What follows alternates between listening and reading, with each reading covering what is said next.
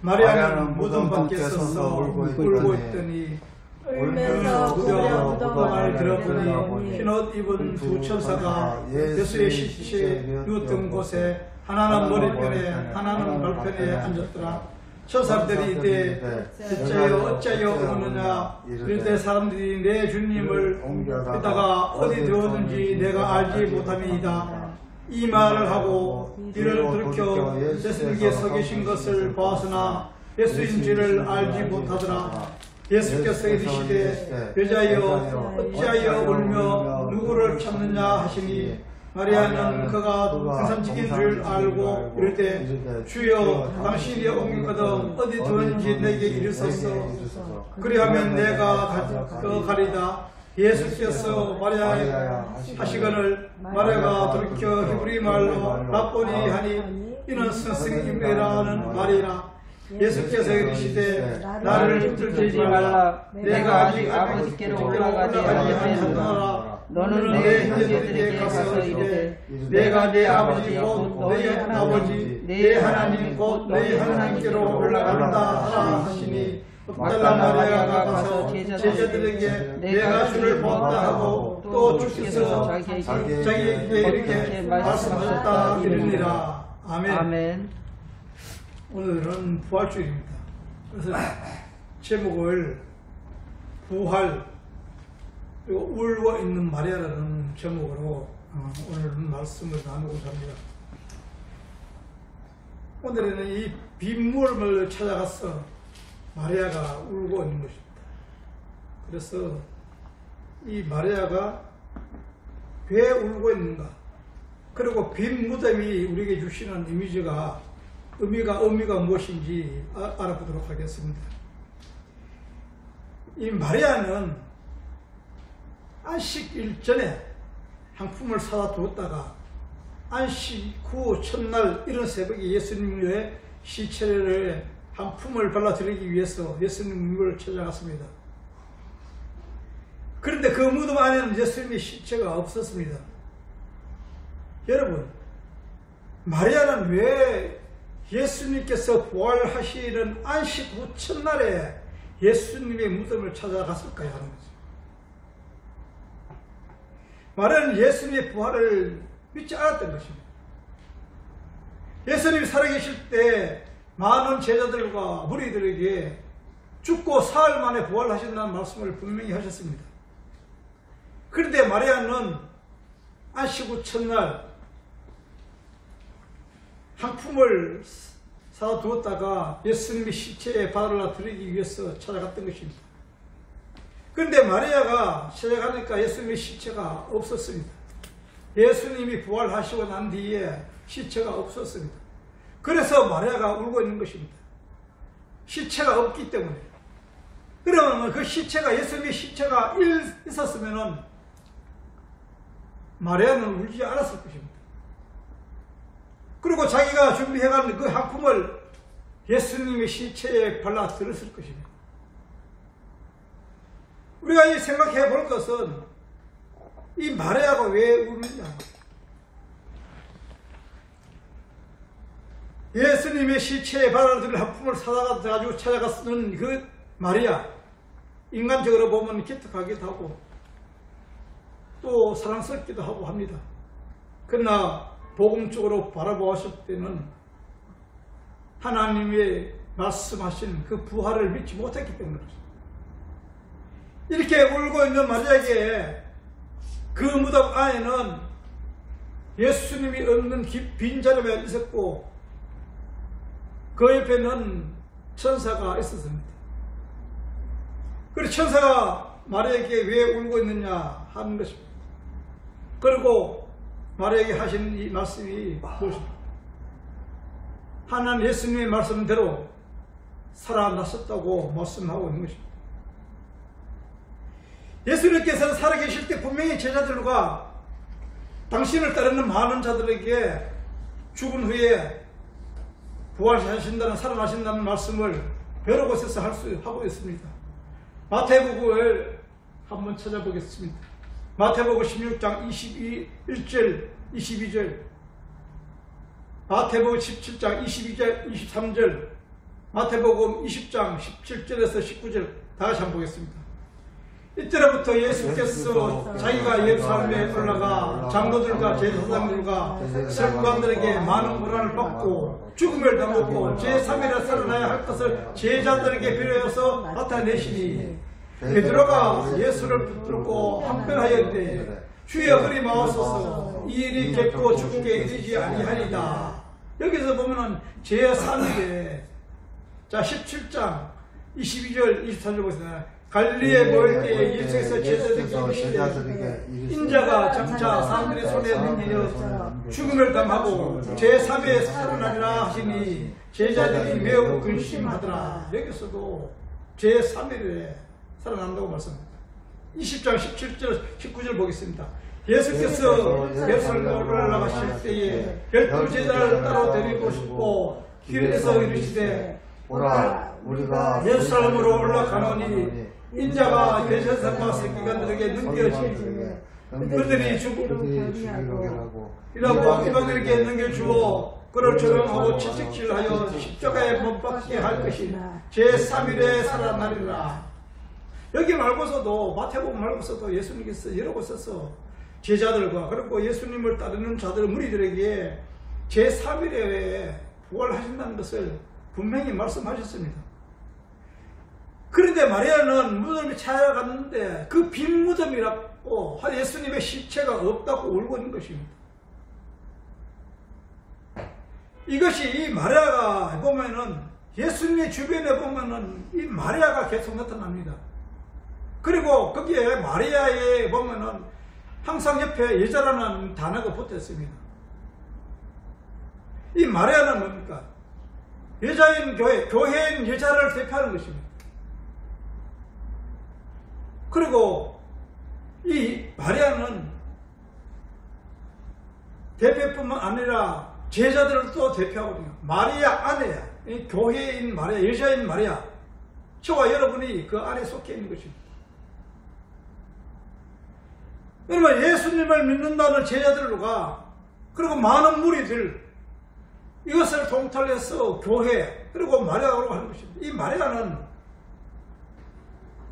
우리가 생각하는 이 모든 남자 여자 할 것이 이 세상의 택한 백성들 모두를 가지고 교회를 가지고 말하는 거죠. 그래서 이 마리아가 울고 있는 것은 하나님의 부활에 의해서 웃는 것이 아니라 부활하셨기 때문에 우는 것입니다. 시체가 없기 때문에 운다는 것입니다. 그럼 예수님이 부활하지 않았으면 마리아는 울지 않았을 것입니다. 우리가 이것을 생각할 때 과연 우리의 삶이 진정한 부활의 의미가 무엇인지 깨닫고 있는가 우리는 한번 생각해 봐야 되는 것입니다.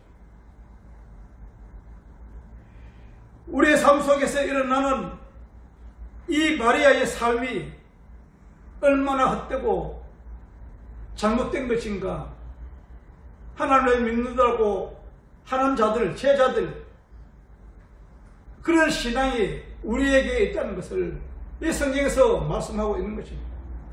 분명히 살아나셨습니다. 그런데 그 살아나신 영적인 하나님의 생사를 찾아가는 것이 아니라 물질과 공간과 시간이 낸 육적인 것을 찾고 있다는 것을 우리는 볼 수 있는 것입니다. 우리의 삶 속에서는 이 육체적인 것에서 예수님을 바라볼 것이 아니라 믿음의 눈으로, 영의 눈으로 바라보는 믿음을 가져야 된다는 것입니다. 그리고 예수님께서는 마리아에게 직접 나타나셨습니다. 요한복음 20장 14절 15절을 보겠습니다. 이 말을 하고 뒤로 돌이켜 예수께서 것을 벗어나 예수께서 줄 알지 못했더라. 예수께서 이르시되 여자여 어찌하여 오늘도 누구를 찾느냐 하시니 마리아가 그가 동선 죽일 줄 알고 이르되 주여 당신이 옮겼거든 어디 들은지 내가 내게 이르소서 그러면 내가 가져가리다. 여기서 보면은 부활하신 예수님을 알지 못했다는 것입니다. 예수님께서는 육신을 입고 우리의 몸을 입고 오셔서 죽으시고, 이 죽으시는 것은 무엇입니까? 육적인 것이 죽고 영적인 것 구별되는 것을 말씀하고 있는 것입니다. 그래 육적인 것을 예수 그리스도를 찾으려는 마리아가 영적으로 새로 부활하신 예수님을 바라보지 못했다는 것을 말씀하고 있는데, 우리가 지금 저와 여러분이 성도들이 진정한 부활을 육적에서 내서 피부적인 것, 육적인 것, 이 세상적인 것을 바라보는 것이 아니라 영적으로 바라보아야 되는 것을 여기서 예표하고 있는 것입니다. 교육하고 있는 것입니다. 그러면 우리가 믿음으로 눈으로 바라보지 않으면 진정한 예수 그리스도의 부활을 깨닫지 못하는 것이고 이해하지 못하는 것을 여기 상징적으로 우리에게 보여주고 있다는 것입니다. 이렇게 말하는 예수님의 부활을 천사들이 말하는 것을 듣고 또 자기 눈으로 보았습니다. 그리고 자기가 확인했습니다. 그리고 제자들에게 달려가서 예수님의 부활을 전했습니다. 그런데 예수님의 제자들은 마리아의 말을 믿지도 않았고 그를 오히려 외면한 것을 볼 수 있습니다. 누가복음 24장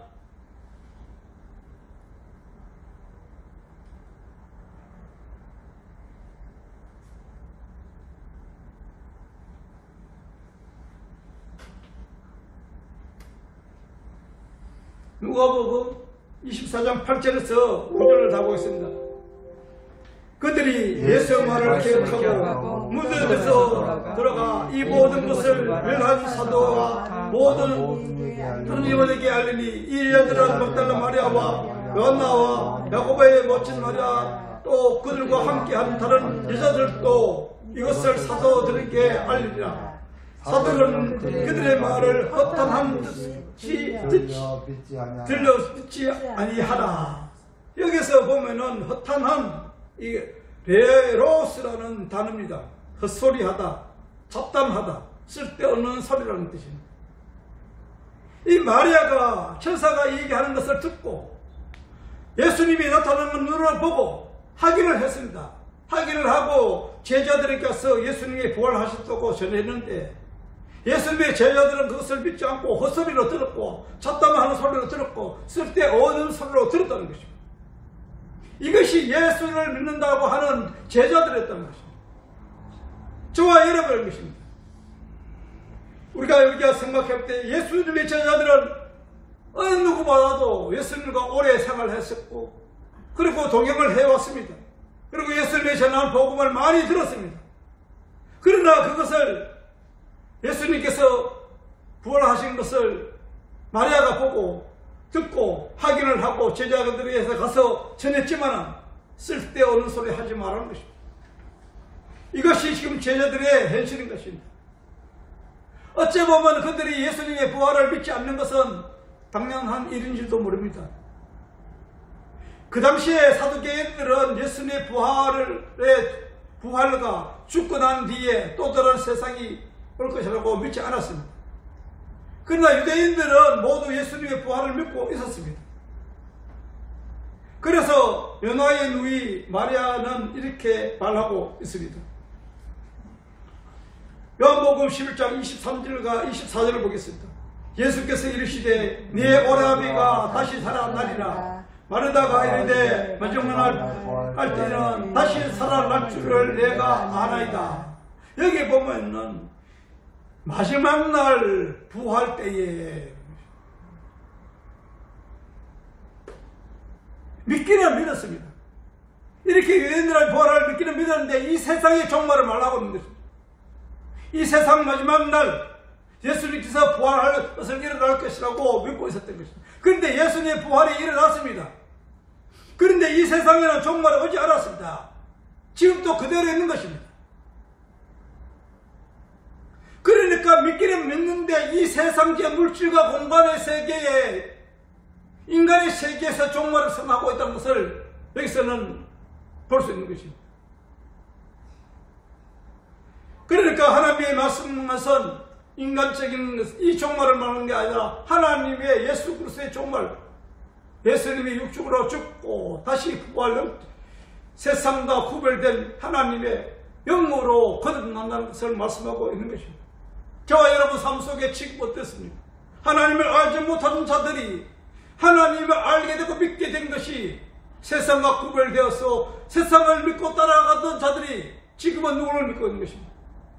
하나님의 믿고 순종하는 자로 살아가고 있습니다. 그러면 세상과 종말이 되는 것이고 하나님과는 내가 새롭게 되는 것을, 새 세상을 열어가는 것이, 하나님의 백성으로 새 삶을 살아간다는 것을 우리는 깨달아야 된다는 것입니다. 예수님은 그것을 말씀하고 있는 것입니다. 예수님이 부활하시고 무덤이 문이 열렸습니다. 잠자는 성도들이 일어났습니다.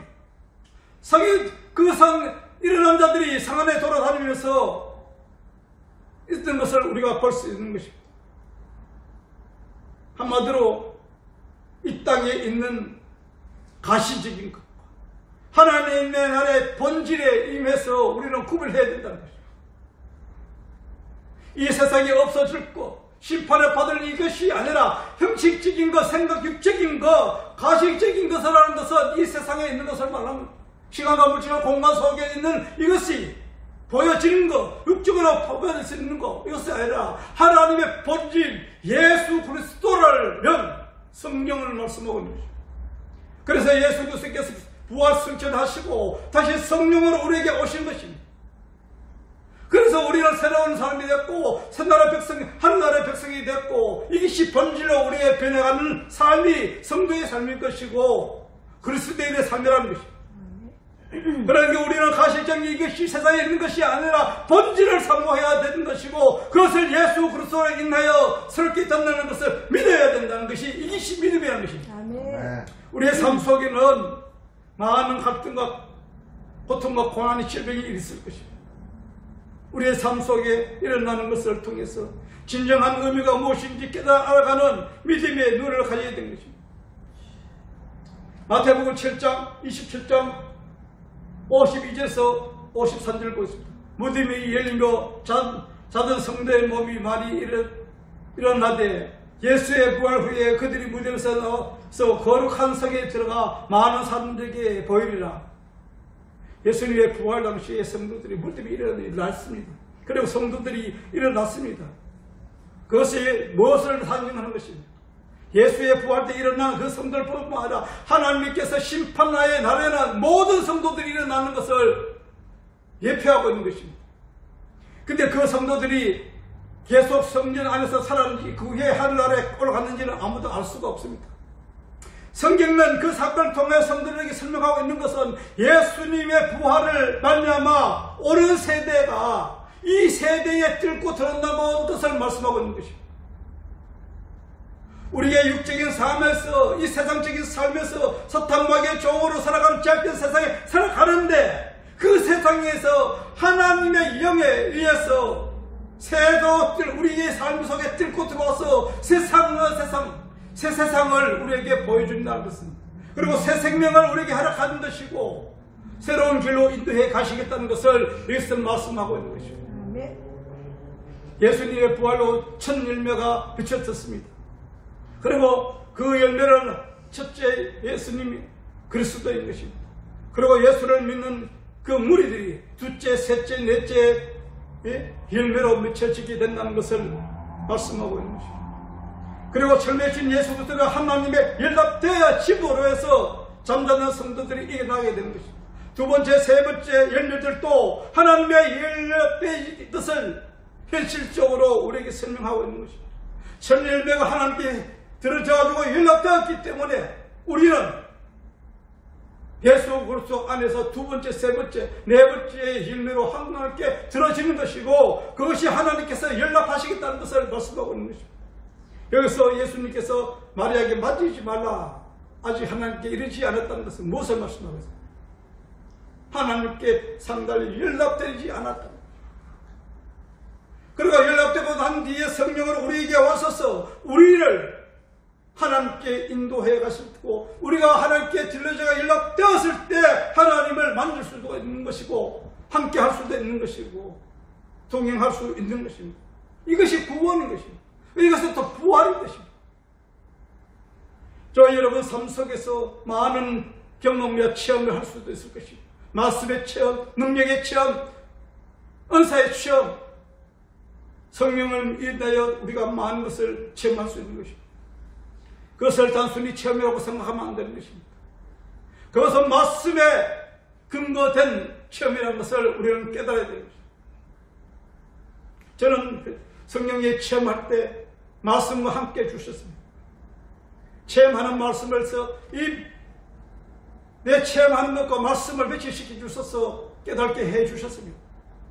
그것이 우연히 된 것이 아니라 성령님에 의해서 된 것이고, 저와 여러분 삶 속에 성령님이 지금 함께 계시고 성령 하나님께서 영과 진리로 우리를 인도해 가신다는 것을 우리는 알아야 됩니다. 아멘. 그리고 우리는 우리의 삶 속에서 열렸던 현실이 이 땅에서 어떻게 되는 것을 고린도전서에 한번 보겠습니다. 고린도전서 15장 20절에서 24절을 다 같이 보겠습니다. 그러나 이제 그리스도께서 죽은 자 가운데서 다시 살아나사 잠자는 자들 천일배가 됐습니다. 사망이 한 사람으로 말미암아 죽은 자의 부활도 한 사람으로 말미암는도다. 아담 안에서 모든 사람이 죽은 것 같이 그리스도 안에서 모든 사람의 삶을 얻으리라. 그러나 각각 자기 차례대로 되리니 먼저는 천을 열매인 그리스도요, 다음에는 그가 강실 때에 그리스도에게 속한 자요, 그 후에는 마지막이니 그는 모든 통치와 모든 권세와 능력을 멸하시고 나라를 아버지 하나님께 바칠 때라. 이렇게 예수님의 부활은 잠자는 자들의 천일마가 되셨습니다. 우리는 스스로 우리의 생명을 구원할 수가 없었습니다. 그래서 예수님께서 오셔서 우리를 품어 안으시고 십자가에 죽으셔서 우리 인간의 몸과 연합되어서 그것을 또 구별되어서 분리시키는 삶, 이것이 부활인 것입니다. 그것을 보여주시고 우리를 그렇게 해 가시겠다는 것을 말씀하고 있는 것이 이 성경책 복음인 것입니다. 천명회가 이 세대에서 우리에게서 일어나고 있는 것입니다. 하나님의 나라가 우리에게 임하셨어. 이 땅에 임하셨어. 우리와 물질과 시간과 공간 속에서 임하셨어. 하나님 나라가 함께 임하고 있다는 것을 보여주고 있는 것입니다. 하나님의 나라가 이 땅에 임한 것입니다. 그리고 잠자는 자들의 첫 열매가 되셨고, 우리 하나님의 백성들을 구원해서 두째, 세 번째, 네 번째, 다섯 번째 열매로 열매 맺게 하시겠다는 것이 하나님이 복음인 것입니다. 예수 그리스도로 인하여. 그래서 성도들은 하나님의 백성이 된 것입니다. 첫 열매이신 예수 그리스도 하나님이 들으심으로 해서 둘째, 셋째, 넷째의 열매도 하나님께 들어지는 것입니다. 그러면서 우리는 그 부활에 동참하는 삶을 살아야 되는 것입니다. 우리의 삶은 온전히 하나님께 연락받는 하나님이 연락하시는 열매로 살아야 되는 것입니다. 그러니까 이 제사는 죽은 것을 하는 것이 아니라 이제는 산제사를 하나님께 드리게 되는 것입니다. 예수 그리스도가 부활하시고 나서 우리도 그 안에서 함께 부활하였기 때문에 짐승을 잡아서 가시적인 짐승인가 곡물과 이런 것을 들어주는 것이 아니라 이제는 내 삶을 모두 함께 들어주는 삶이 되는 것입니다. 그것이 예배인 것입니다. 그것이 헌금인 것입니다. 그래서 산제사를 하나님께 드리는 것입니다. 죽은 것을 하나님이 받지 않습니다. 하나님은 오직 예수 그리스도만이 받습니다. 그런데 우리는 그 안에 있을 때 하나님께 함께 들어주는 것이고, 그리고 하나님께 속한 자가 되는 것이고, 하나님의 택한 백성이 되는 것입니다. 네. 아브라함이 이삭을 들으실 때 어떻게 했습니까? 이삭을 들으러 제단에 갔습니다. 그런데 이삭을 들은 것이 아니라 하나님께 준비하신 양을 준비해 주셨습니다. 그 양을 드리는 것입니다. 그 양을 상징하는 것이 뭡니까? 예수 그리스도. 예수 그리스도의 제물로 이 땅에 보내셔서 그 제물을 하나님께서 다시 받으시는 것입니다. 죽은 것을 받는 것이 아니에요. 산 제사를 드려야 되는 것입니다. 우리의 산 모습이 무엇입니까? 구원받은 자들이 사는 것입니다. 여러분, 첫 번째 이삭을 하나님께서 레위기서 23장 9절에서 14절을 보겠습니다. 여호와께서 모세에게 말씀하여 이르시되 이스라엘 자손에게 말하여 이르라. 너희는 내가 너희에게 주는 땅을 들어가서 너희의 곡물을 거둘 때에 너희의 곡물을 첫 이삭 한 단을 제사장에게 가져갈 것이요, 제사장은 너를 위하여 그 단을 여호와 앞에 기쁘게 받으시기 되도록 흔들되 안식 날에 흔들 것이며, 내가 그 단을 흔드는 날에 1년 되고 흠없는 순양을 여호와께 번제를 드리고 그 소재로는 기름 섞은 고운 가루 10분의 2 에바를 여호와께 드려 화제로 삼아 향기로운 냄새가 되게 하고 전제로는 포도주 4분의 1을 쓸 것이며 너희는 너희 하나님께 예물을 가져오는 그날까지 떡이든지 볶은 소식이든지 생이삭이든지 먹지 말지니라. 이는 너희가 거주하는 각지에서 대대로 지킬 영원한 규례니라. 첫 이삭입니다. 하나님께 제물을 드리는 것 첫 이삭이고, 그 다음에 첫 양, 첫 송아지, 모든 것을 최시하는 것입니다. 절기에 보십시오.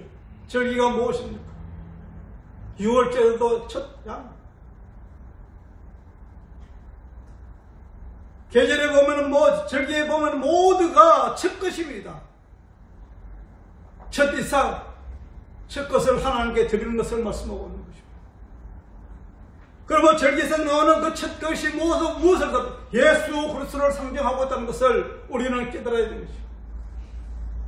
그런 절기를 가지고 우리 이 세상에서 잘 먹고 잘 살고 흥분 거두기 위해서 절기를 지키는 것이 아니라는 것입니다. 이 절기로 인하여서 예수 그리스도가 하나님께 들어지는 것이고, 부활하셔서 죽음에서 부활하셔서 하나님께서 들어지는 그것을 상징적으로 보여주는 것이 이 절기고 이 복음의 책이라는 것입니다. 이것이 성경 말씀입니다. 여러분, 우리가 책 것이 된다고 해서 그것이 된 것입니다. 예수 그리스도로 들어지지 않는 것은 하나님께서 절대 받지 않는다는 것입니다. 그러므로 우리는 이 성경 말씀을 통하여 우리는 예수 그리스도가 어떻게 우리에게 하나님께 들어지고 우리는 그 안에서 어떻게 하나님께 들어지는 삶이 되는 것을 우리는 생각해 보여야 됩니다. 우리가 들어진다고 들어지는 것입니까? 아니라는 것입니다.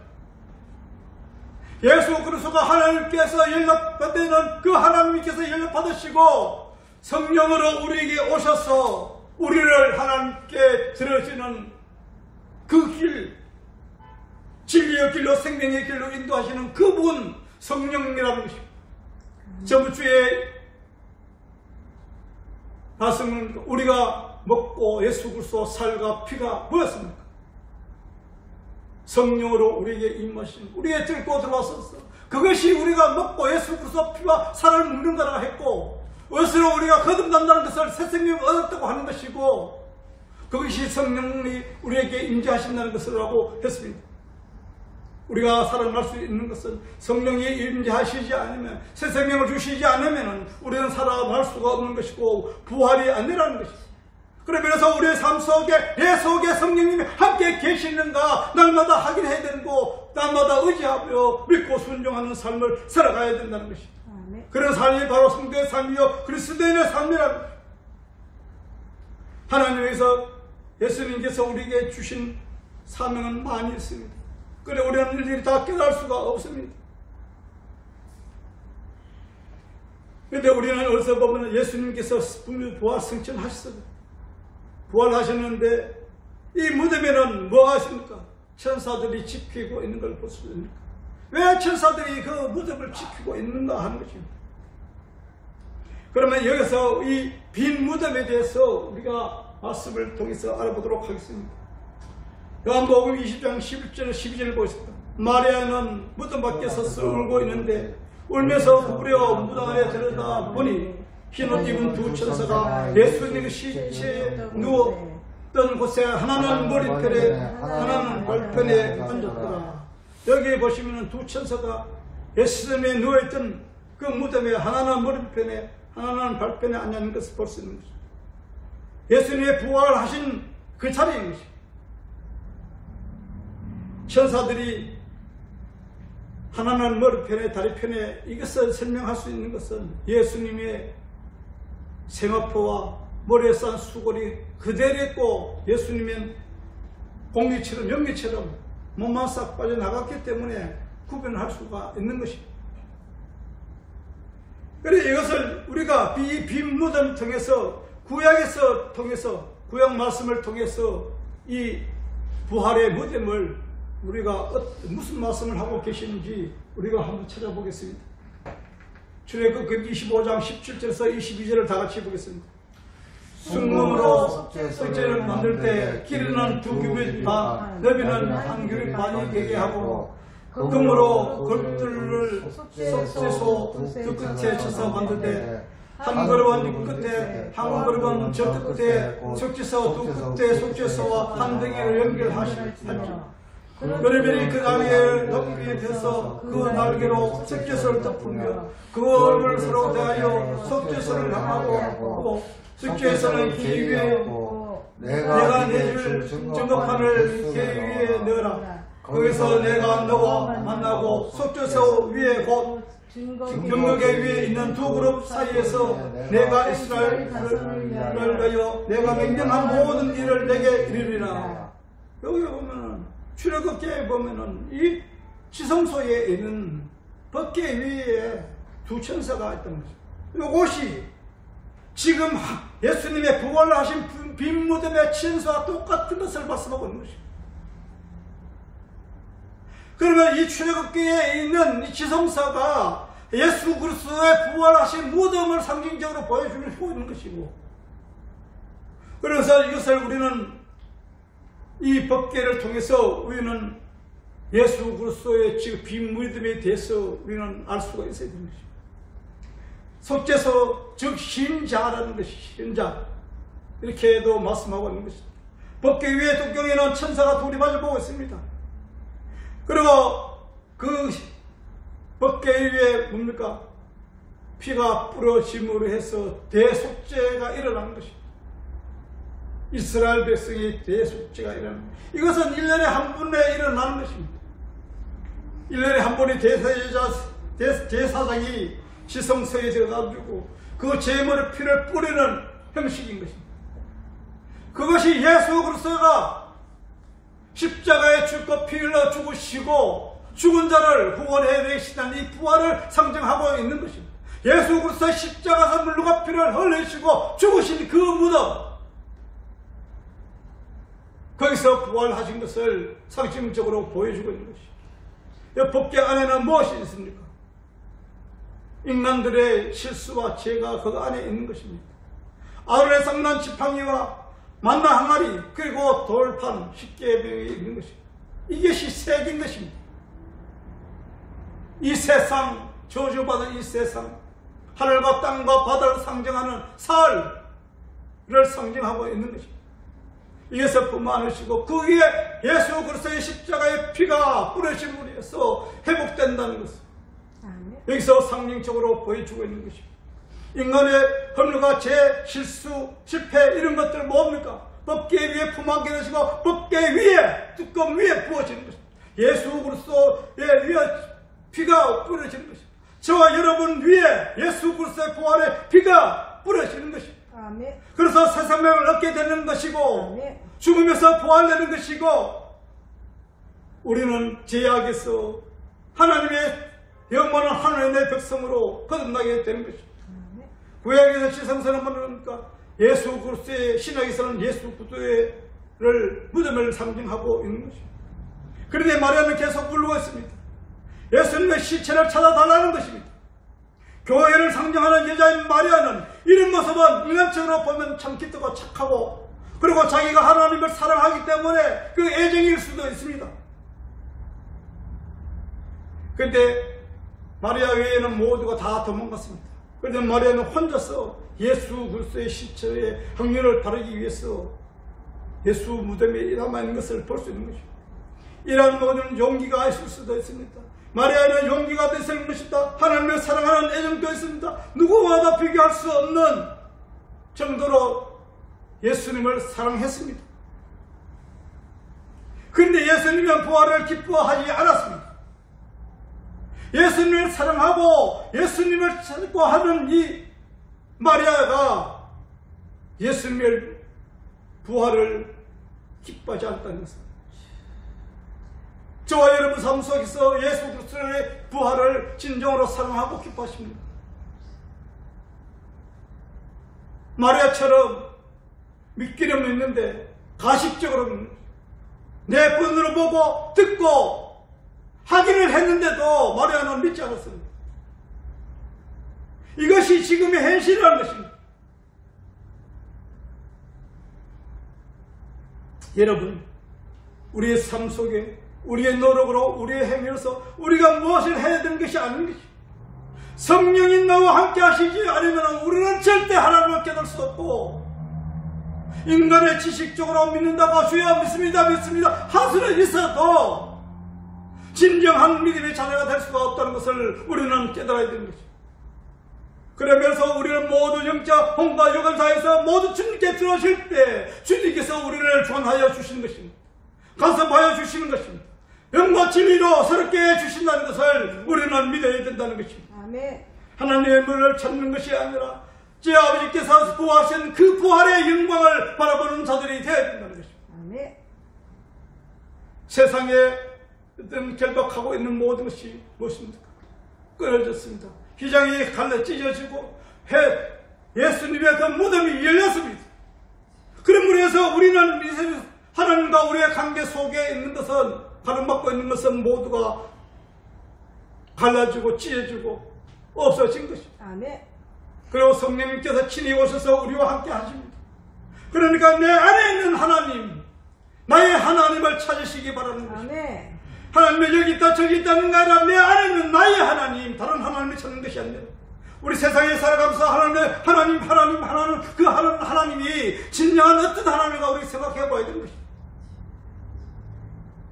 자기가 좋아하는 하나님, 내가 하나님이 되어서 성과 악을 판별하고 또 자기네로 스스로 결단하는 그런 하나님이 아니라 진정한 나를 죄에서 구원하신 하나님을 찾아야 된다는 것입니다. 우리는 우리 삶 속에 일어나는 이러한 일들도 모두가 성령 안에서 인도하심에 따라 순종하는 삶이 되어야 되는 것입니다. 우리는 세상의 마리아처럼 자기 방법대로 사랑하고 자기 방법대로 열정과 희귀와 살아가는 것이 아니라는 것입니다. 자기 방법대로 예수 믿는 것이 아니라는 것입니다. 믿기는 믿습니다. 믿는데 잘못 믿는 것입니다. 올바른 본질을 알지 못하고 믿는 것입니다. 가식적인 것입니다.